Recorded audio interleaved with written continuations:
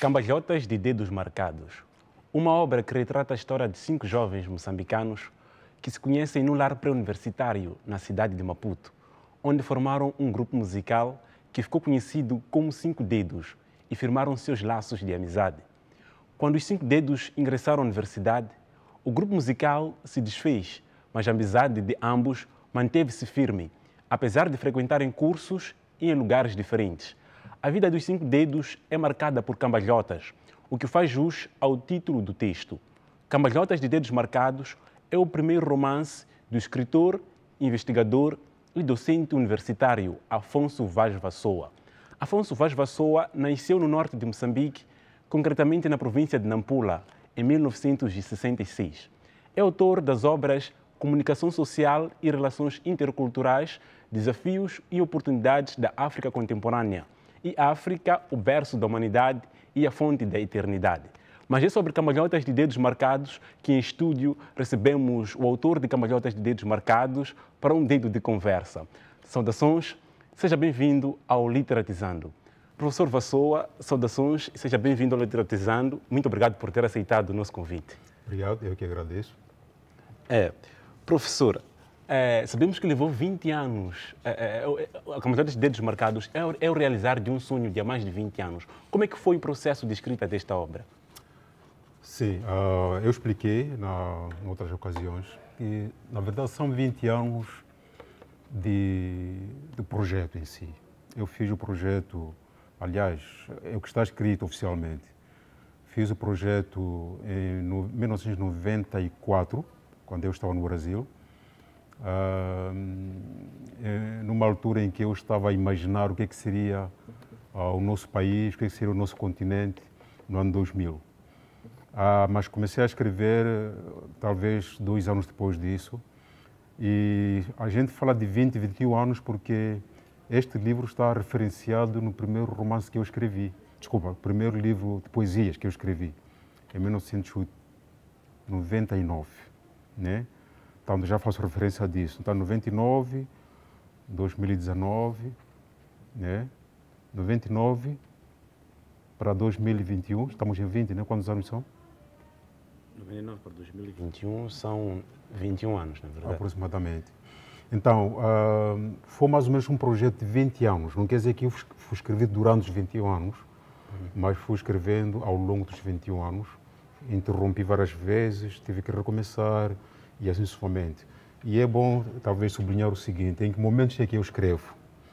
Eu geralmente escrevo em momentos em que estou no extremo.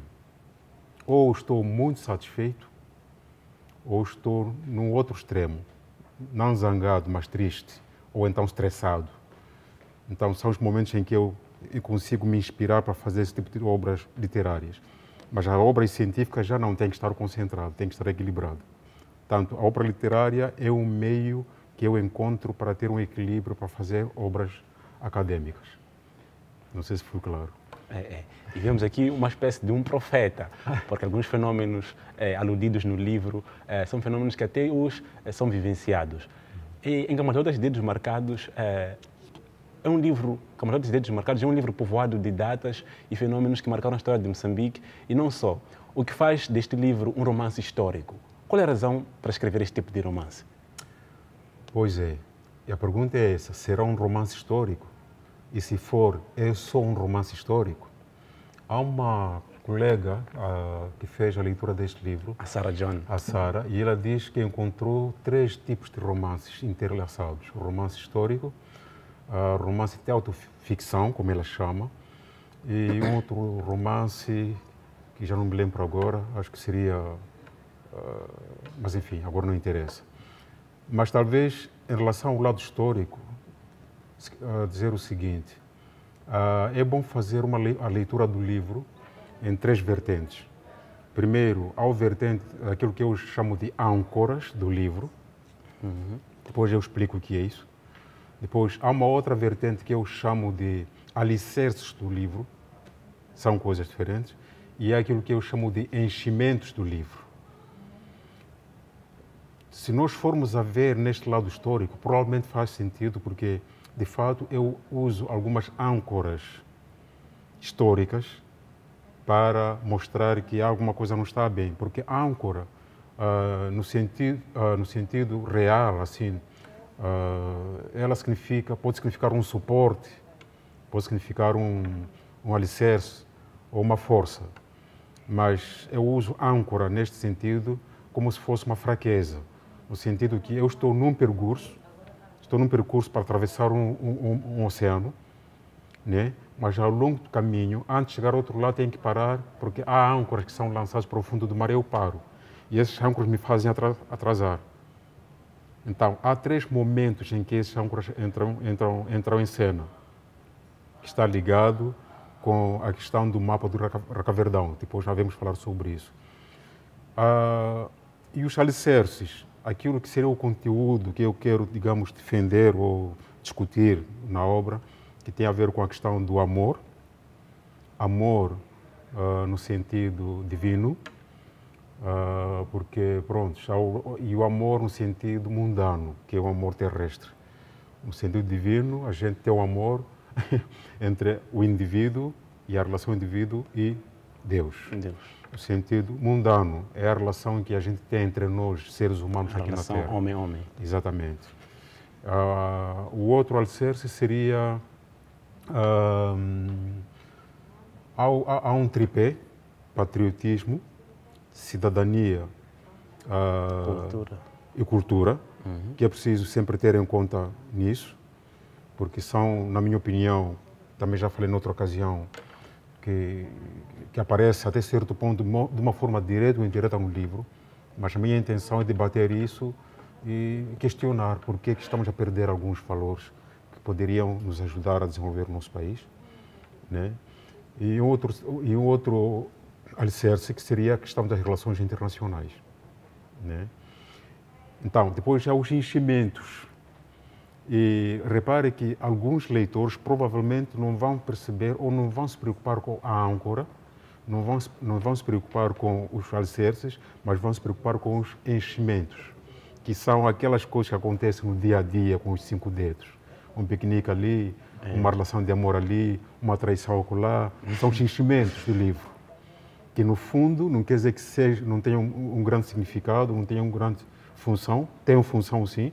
Aliás, é isso que faz com que haja uma certa dinâmica, para que essa âncora faça sentido e para que esses alicerces também façam sentido. Portanto, é histórico sim, mas também há outro lado de literatura que talvez pode ser analisado. E falando em alicerces, tem a África, o continente africano, como Exato. Também um dos alicerces desta obra. Professor, Cambalhotas de Dedos Marcados, vemos aqui um escritor e um investigador. Como é que consegue fazer essa fusão do investigador e do escritor ao escrever uma ficção? É interessante, e são técnicas que a gente aprende através de leituras, obviamente, não é nada que estou a inventar. Achei interessante fazer isto porque há coisas que a gente se sente melhor quando fala de forma científica, né? Mas há coisas que a gente se sente melhor quando fala de forma fictícia, embora por trás disso haja uma certa realidade. E esta fusão, digamos, entre a investigação, tentar entender a história, os motivos e tudo mais, mas depois fazer uma reviravolta para meter personagens nessa história, que é para não haver uma forma nua de dizer as coisas. De dizer as coisas. É que me atraiu. Eu penso que foi mais ou menos isso que eu quis fazer. Então, é uma técnica que há muitos escritores que fazem isso e penso que vale a pena. E ao ler este livro, apesar de um dos alicerces ser o amor, ao ler este livro, nota-se que desde o início é marcado por histórias de traição. Por quê? Lembra-se quando eu falei do amor divino e o amor mundano? Mundano, sim. Traição entre homens, tanto seres humanos, aparece ou surge ou resulta da falta do amor divino. O que eu estou a sugerir é que, antes de nós nos metermos nas relações, né, neste amor terrestre entre homem e mulher, ou sei lá, entre seres humanos, é necessário que nós tenhamos um suporte do amor divino, porque só através do amor divino é que nós conseguimos sustentar o amor digamos, terrestre, porque este é um amor frágil, por natureza. Não sei se fui claro. É um amor frágil. Ele é suportado pelo amor divino. Quer dizer que se tiver o amor divino, as traições podem ser evitadas. Com certeza, não há dúvidas em relação a isso. Não há dúvida em relação a isso. Professor, das cambalhotas que marcaram os 5 dedos, quais é que o professor deu em sua vida? Estás a concordar que o romance possa ser também uma autoficção? Pode ser, porque sabemos que qualquer obra, uma obra literária, chega a ser, de certa forma, um diálogo do autor consigo mesmo. Então, dessas cambalhotas, quais é que o professor deu em sua vida? Uma das cambalhotas que eu dei foi, digamos, a reviravolta da minha vida, digamos, académica, para não falar de outras coisas. Eu prefiro ir por aí. Repare que eu entrei na academia como desenhador e depois fui para o lado de comunicação social e depois vim parar na linguística. Embora haja complementaridade em tudo isto, é uma cambalhota. E repare que, por que eu estou a falar isso? O que eu quero dizer é que nem toda cambalhota é má. Aliás, a maior parte das cambalhotas, elas são boas porque nos ensinam. A gente a cambalhota cai, levanta, continua. Cambalhota cai, levanta, continua. Então, há cambalhotas que a gente dá para nos ensinar, para nos fazer crescer e para nos fortificar. Embora haja cambalhotas que a gente cai e fica por lá, mas não são essas cambalhotas que estão no livro. Ok, muito obrigado, professor. Vamos agora conferir um breve intervalo, voltamos com mais conversa com o professor Vassoa, ele que em outubro lançou o seu primeiro romance intitulado Cambalhotas de Dedos Marcados. Não saia daí que já voltamos.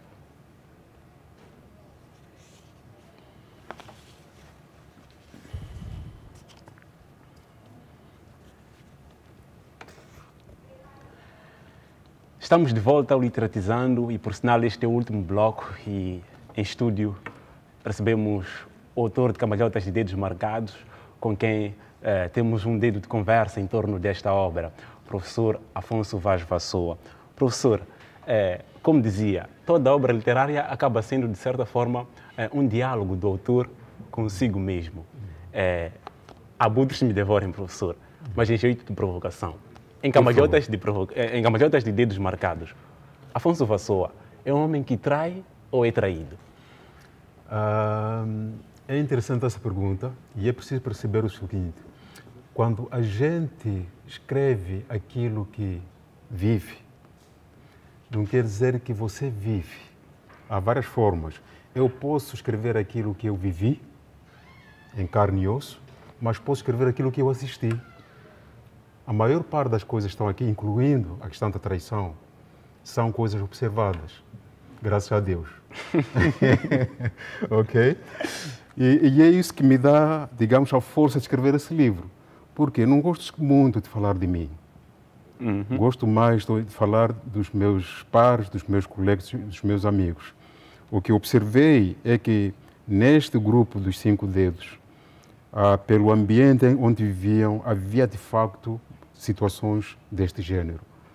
E repare que as traições que aparecem aí, elas são traições que não vêm à toa, porque depois, no fim de cada traição, há aquilo que se chama moral da história. Por que que isso surgiu? E uma das razões é que, primeiro, é que não há harmonia entre o ser humano, e depois, no fim, jogando no nível mais alto, é que para que essa harmonia exista, é necessário, de fato, repito, que haja o amor divino, que é um suporte. Portanto, não são coisas vividas, mas são coisas observadas.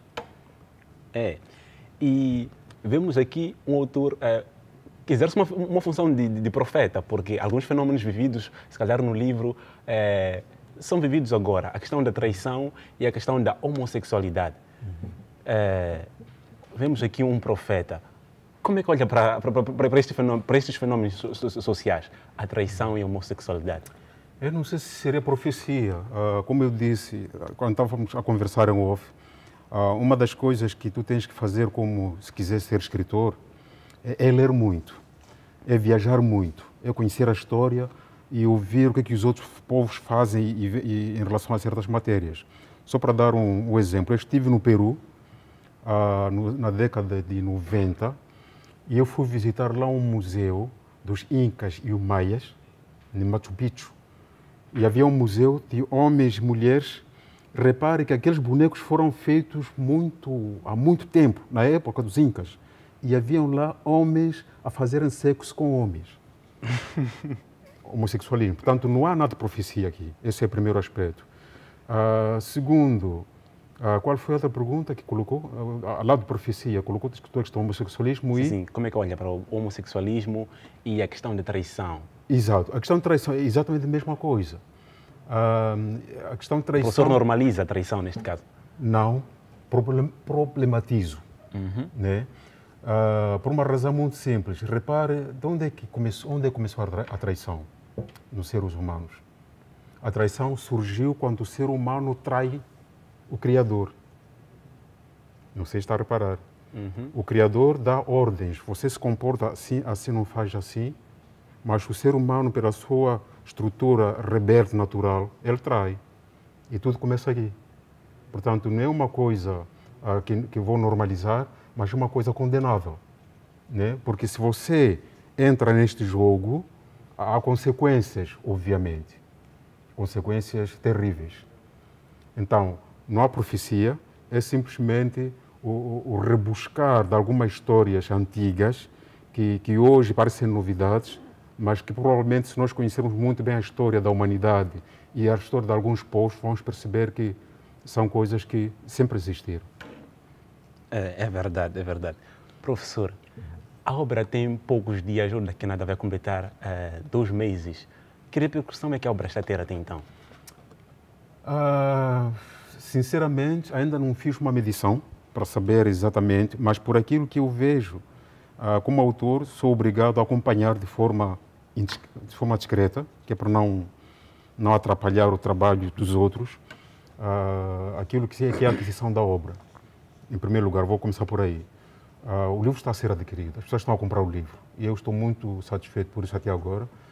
Tenho visitado livrarias onde é que estão a vender os livros, estão a sair os livros, isso é bom. Em termos de feedback de leitores, tive muito poucos, porque ainda penso que ainda é muito cedo. Acredito que talvez daqui a uns 6 meses, um ano é que posso depois fazer uma análise mais pormenorizada para saber exatamente qual é a reação. Mas por aquilo que eu ouvi já de uns 2, 3 leitores, são pessoas que gostaram da obra. Algumas delas ficaram fascinadas com a relação entre a capa e o prólogo. E conseguiu fazer uma relação entre isso, que a capa tem, digamos que ela é uma capa abstrata, e já agora posso dizer, e isso eu faço uma questão moral também, dizer que esta capa é a imagem de uma obra chamada Ova Flor, de uma artista plástica polaca, que está neste momento a ver na Espanha. Uma flor significa uma coisa que passa, quer dizer, você enche o copo e depois transborda. Chama-se transbordar. E o transbordar, isso significa cambalhota também. E o que eu faço no prólogo é mais ou menos entre o abstrato e o real, né? Que consegue mais ou menos isso. Então, fez essa relação. É um artista plástico que conseguiu fazer a relação entre a capa e o prólogo. E, no geral, as pessoas que até agora fizeram o feedback dizem que, bom, vale a pena continuar a escrever, sim, embora seja necessário melhorar sempre algumas coisas, obviamente. Claro, claro. O professor sonha em ver esta obra representada, se calhar, em um filme ou uma peça teatral. Que ações é que está a levar a cabo até então para que isso se torne realidade? Ainda não fiz nada, concretamente, porque eu acho que é prematuro. Vou deixar que o livro viva durante algum tempo, De fato. que é para depois começar a perceber, a ter algumas percepções de algumas pessoas, de algumas entidades, de alguns organismos, que é para saber também como é que eu vou entrar, para que isso seja possível. Mas, de fato, é um sonho. Repare que este é um sonho que, se a gente analisar, há de pensar que é um sonho meio de uma pessoa ambiciosa. É uma ambição que está aqui. Mas não se trata de uma ambição barata. Eu disse, pelo menos a parte da oração da África. Repare que eu faço isso. É que o meu sonho é que este livro seja transformado ou feito também na área do teatro, do cinema, novela, né? E depois falo da tradução do livro. O livro seja traduzido em várias línguas, mas pelo menos, se não for em todo o livro, mas pelo menos aquele trecho que fala sobre o hino da África. Lê o livro, sabe o que estou a referir. Muito obrigado, professor. Pode tecer últimas considerações e o nosso programa já está quase no fim. Bom, primeiro quero agradecer pelo convite. Segundo, quero parabenizar a vossa iniciativa de começar com este tipo de trabalho, de entrevista às pessoas que, enfim, estão a começar ou mesmo, com certeza, vão também entrevistar escritores já consagrados. Mas isto é bom por uma razão muito simples. Nós estamos numa era em que as tecnologias de informação e comunicação deixam o jovem distraído e ele não consegue. Primeiro, é a atração do próprio instrumento. Segundo, é que o conteúdo que está ali não está sistematizado. E se não estiver sistematizado, provavelmente a pessoa vai ficar dispersa em termos de consciência, de forma gradual. Então, a leitura de livros é uma forma de manter o indivíduo concentrado e com as coisas sistematizadas. Então, o que eu estou a dizer não estou a dizer isto, não estou contra os TICs. Estou a dizer que os TICs podem nos ajudar, sim, mas os livros também são muito bons para nós termos informação sistematizada, para que nós consigamos nos construir de forma íntegra e integral. Ok. Muito obrigado, professor Passoa. Nós chegamos ao fim do nosso programa Literatizando. Voltamos na próxima oportunidade, mas antes disso, não esqueça de colocar um like e subscrever o nosso canal para que juntos possamos crescer. Até mais.